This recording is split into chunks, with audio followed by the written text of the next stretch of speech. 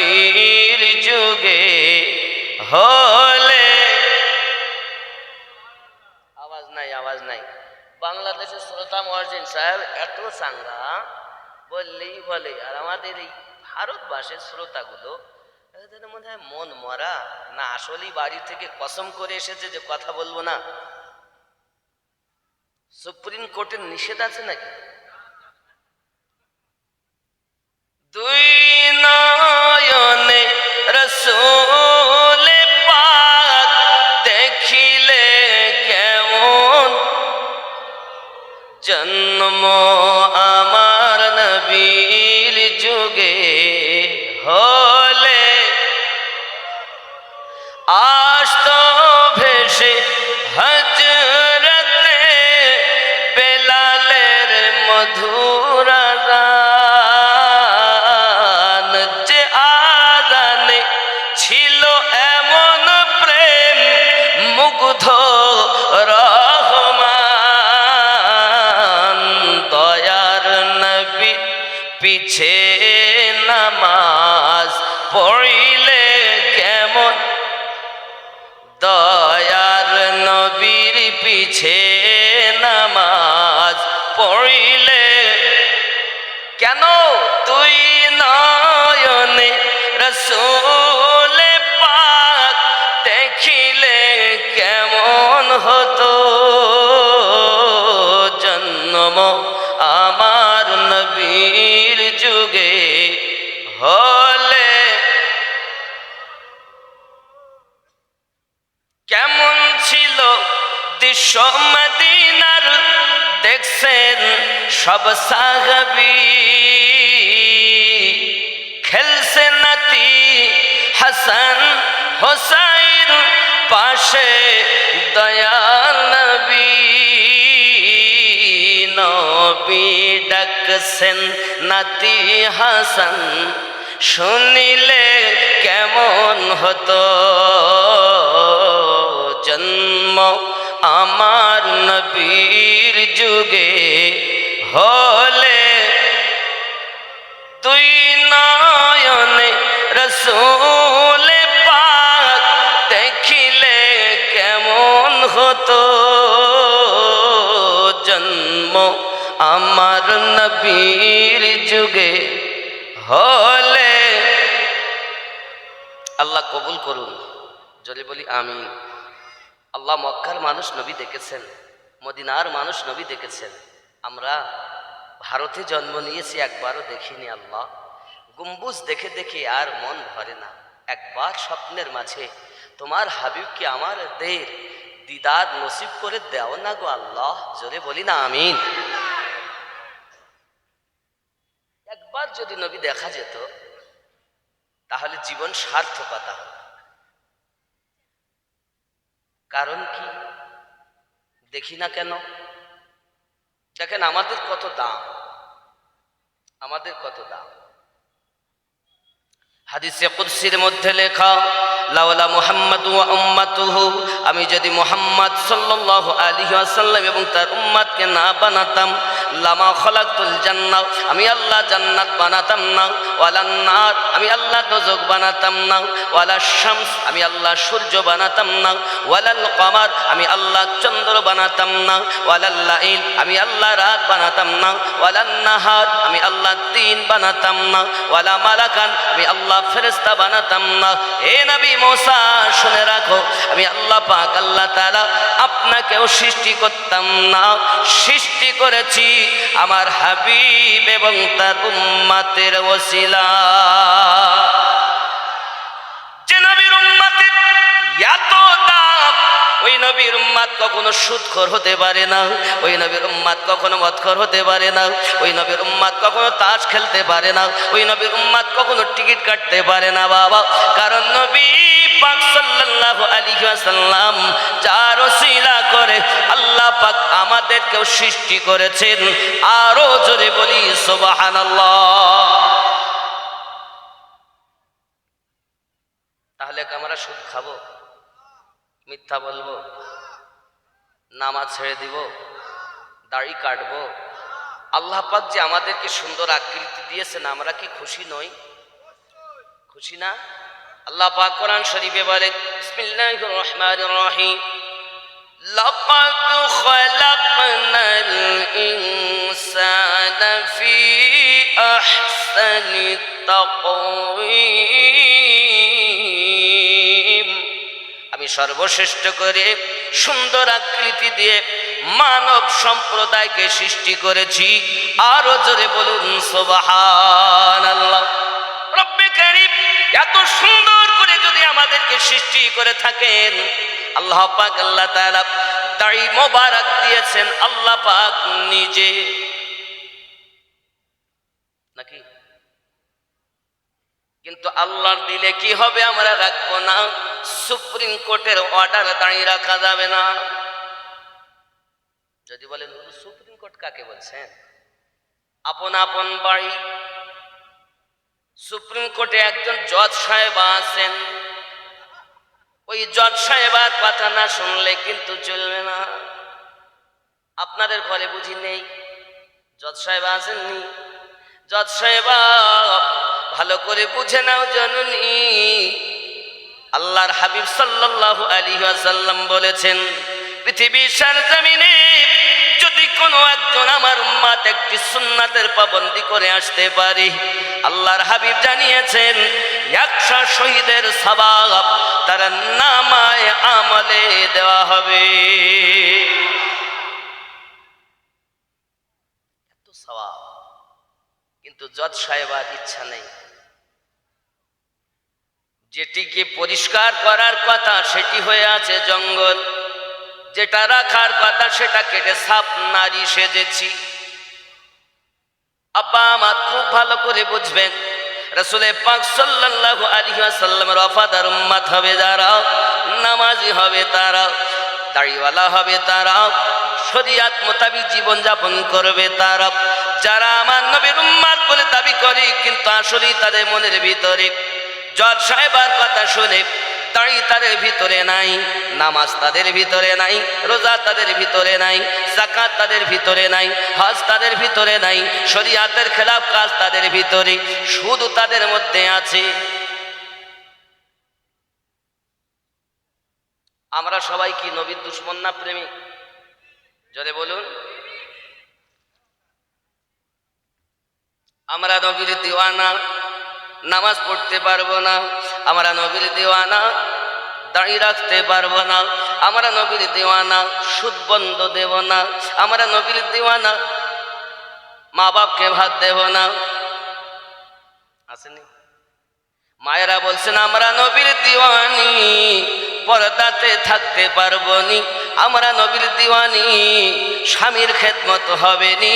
Shooting shirting fitting, কাঁধে মেরেছে সিফটি পিনার hooking, ঘাড়ে ঝুলিয়েছে ধেনাচিকা একটি ব্যাগ।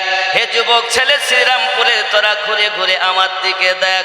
লাম খালি মিম খালি নুনের পেটে এক নোক্তা, উরমা ফাঁকা নিমতলা খালি কপালেতে এক নোক্তা। জননী যদি আপনার জীবনটা পরিবর্তন না করতে পারেন, আপনার গর্ভের সন্তান কখনো আল্লাহওয়ালা হবে না। ঠিক না বাবা?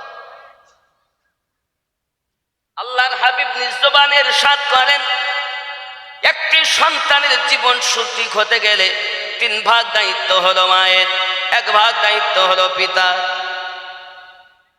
কিন্তু আমাদের ঘরে সন্তানেরা আপনার কিনা আব্বা মায়ের কথা এমন শোনা শোনে, যেই না 1-2 বছর, 2.5 বছর বয়স হয়েছে, 3 বছর বয়স হয়েছে, খাবার সম্মুখে নিয়ে গেলে খাবে না যত সময় তাকে মোবাইল দেখানো না হবে।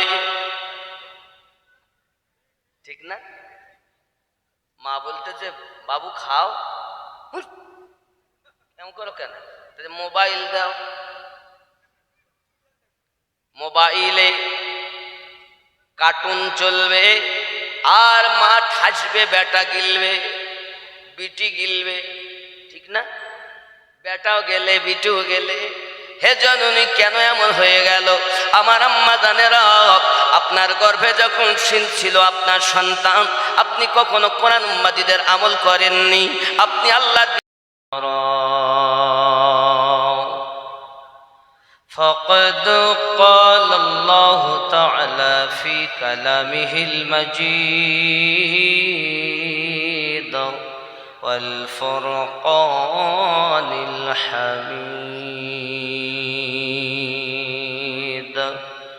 أعوذ بالله من الشيطان الرجيم. بسم الله الرحمن الرحيم.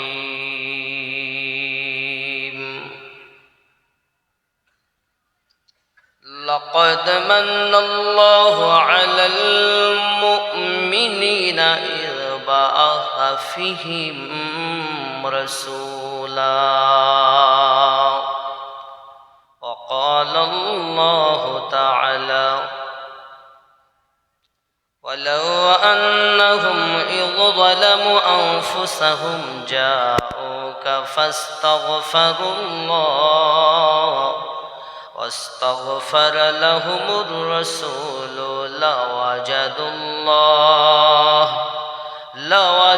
الله توابا رحيما. صدق الله العظيم وصدق رسوله النبي الأمين المكين الكريم، ونحن على ذلك لمن الشاهدين والشاكرين، والحمد لله رب العالمين.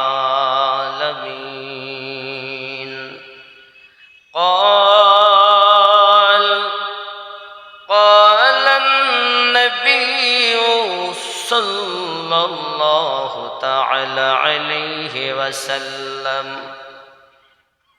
بني الإسلام على 5: شهادة أن لا إله إلا الله وأن محمدا رسول الله صلى الله عليه وسلم، وإقام الصلاة وإيتاء الزكاة والحج وصوم رمضان، أو كما قال عليه الصلاة والسلام.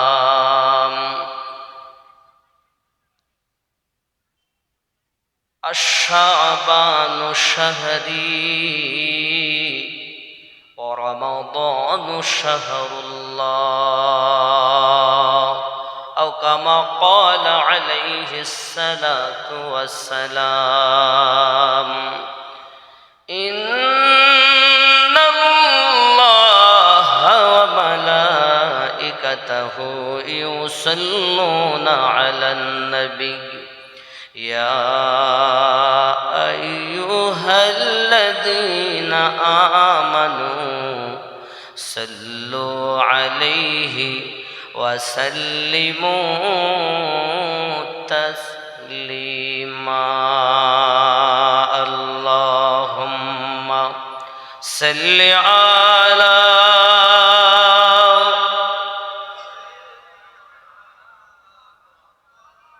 وعلى آل سيدنا مولانا पैदा হইয়া নূর নবীজি না দেখিলেন পিতার মুখ,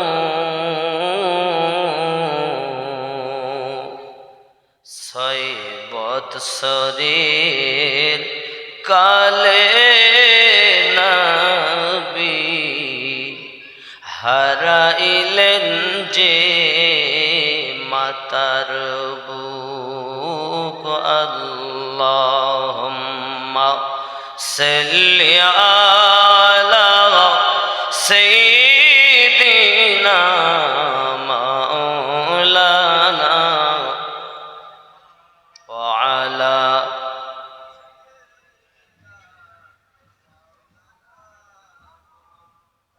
আলহামদুলিল্লাহ।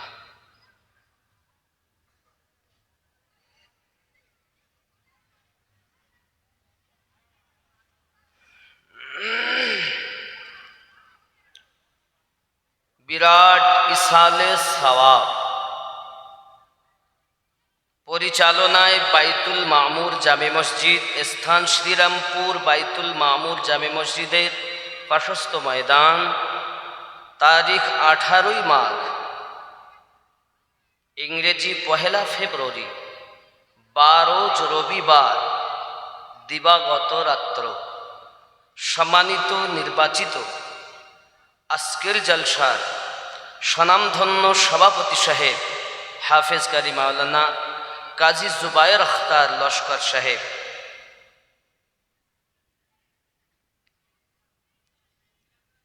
আমন্ত্রিত ওলামায়ে কেরামগণ, আমার আগেই সুদূর মুর্শিদাবাদ থেকে আগত মাওলানা উবাইদুল ইসলাম জামালি ভগবান গোলা, তিনি বক্তব্য রেখেছেন। আমার পরে পরই আলহাজ মাওলানা শাহনুর আলম সাহেব বসিরহাট বিরহামনগর, তিনি বক্তব্য রাখবেন। আল্লাহ পাক আল্লাহ তাআলা আমাদিগকে যেন শোনার থেকে বেশি বেশি আমল করার তৌফিক দান করেন। সবাই বলি আল্লাহুম্মা আমিন। আরো জোরে। যে আল্লাহ মায়া করে দয়া করে ভালোবেসে শ্রীরামপুর ইসালে সওয়াবে বসার তৌফিক দান করেছেন, সে আল্লাহ পাকের দরবারে লাখো কোটি শুকরিয়া জ্ঞাপনার্থে একটিবার বলি আলহামদুলিল্লাহ। আরো জোরে।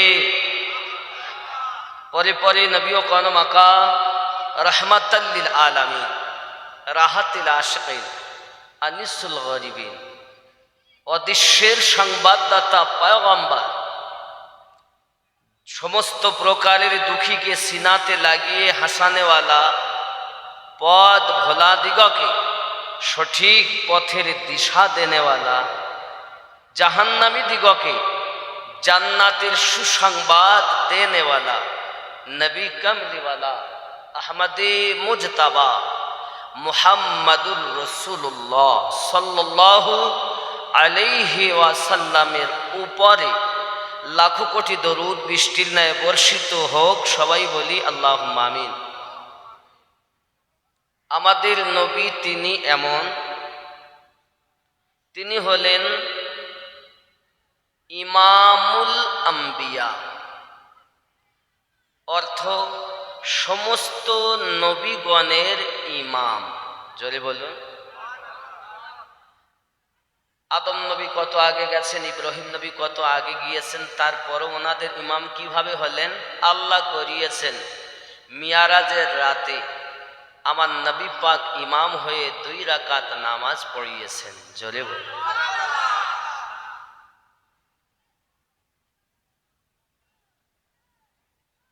আমাদের নবী তিনি এমন, যার উপরে স্বয়ং আল্লাহ তাআলা দরুদ শরীফ পড়তেছেন, পড়তে আছেন, পড়তে থাকবেন।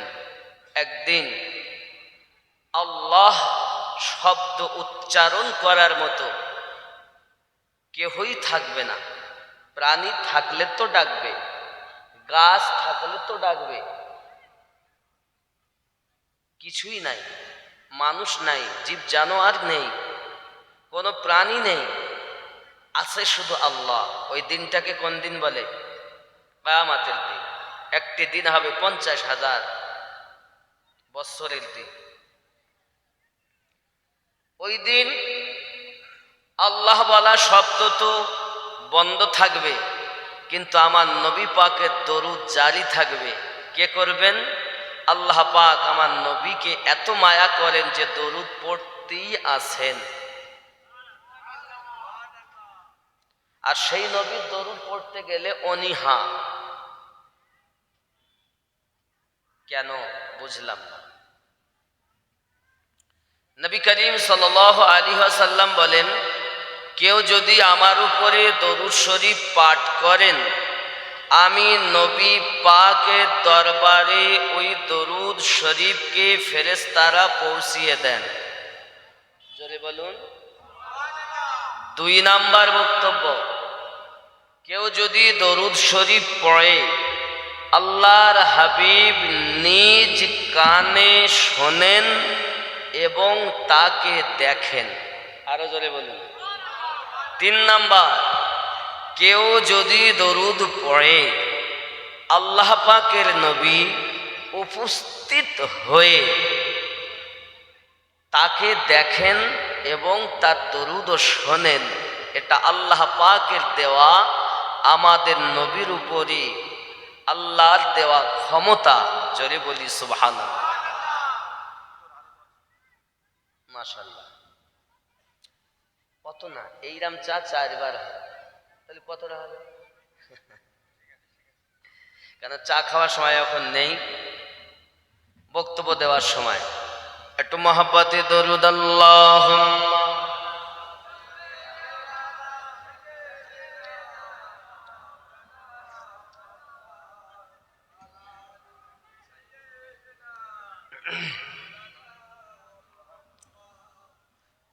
জন্ম আমার নবীর যুগে হলে কেমন হতো, জন্ম আমার নবীর যুগে হলে, মোহাব্বতে হলে কেমন হতো, এ শব্দ একসঙ্গে বলা যাবে? জন্ম আমার নবীর যুগে হলে কেমন, দুই নয়নে রাসূল পাক দেখিলে কেমন হতো,